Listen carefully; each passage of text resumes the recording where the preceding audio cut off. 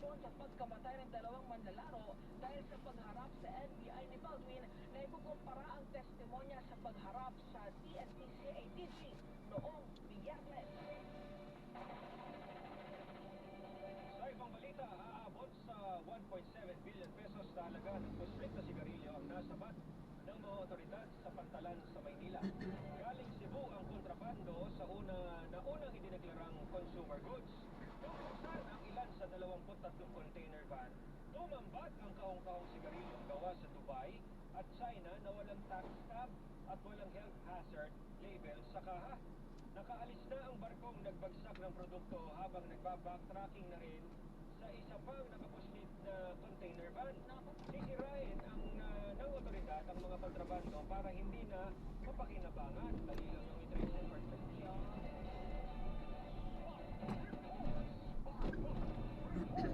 Inanunsyo naman ang Department of Social Welfare and Development na tatanggapin ng sa piling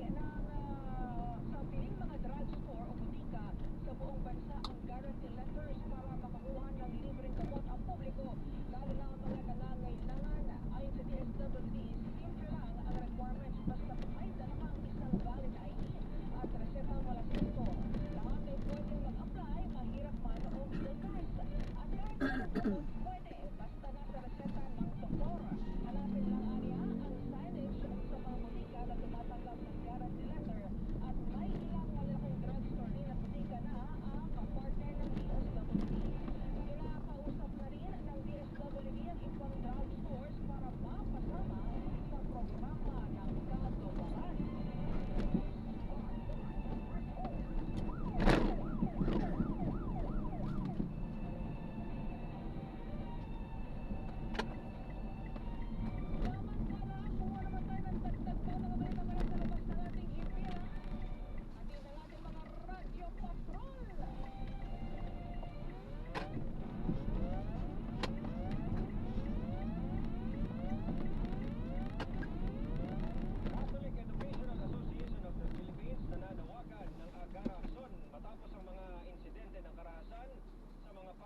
Narito ang balitang kumpirmado, sigurado, mula Maynila. Hatid po ni Radyo Patrol, Vertizon. Bert, take it away. Jeff Martin, nanawagan ng Catholic Education Association of the Philippines o CEAP na agarang reforma upang maibalik ang kaligtasan sa payapaan ng mga paaralan matapos sa mga dagat na panalakot sa Santo Maril. Ayon sa CEAP, nakamabahala ang pagdala ng mga insidente ng karahasan nagsisimula sa pamumuhuli at alitan ng magkaklase o pag-aaral. Nanawagan ng CEAP sa pamahalaan, Department of Education, Commission on Higher Education at iba pang sektor na paigtingin ang reforma sa pagkakot hindi lamang sa academic learning kundi pati sa pagbubunog sa pagkatao, pag-ugali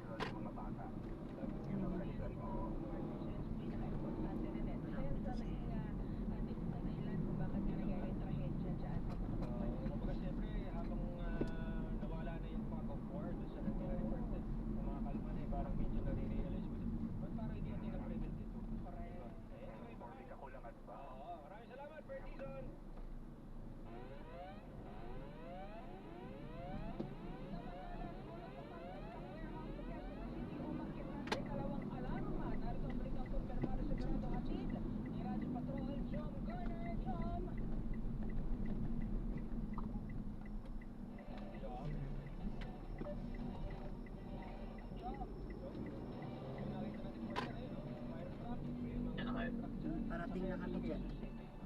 Nandiyan ka na?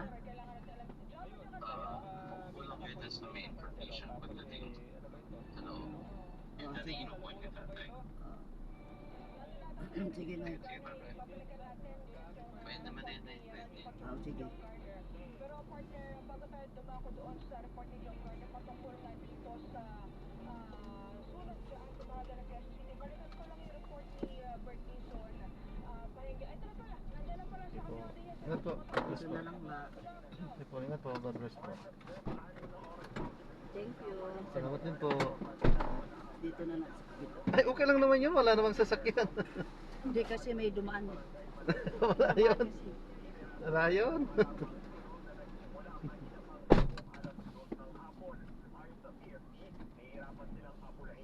Ay.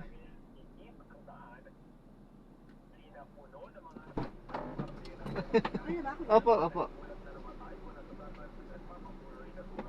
May Ma'am Chloe, ano po? Oo, iyon.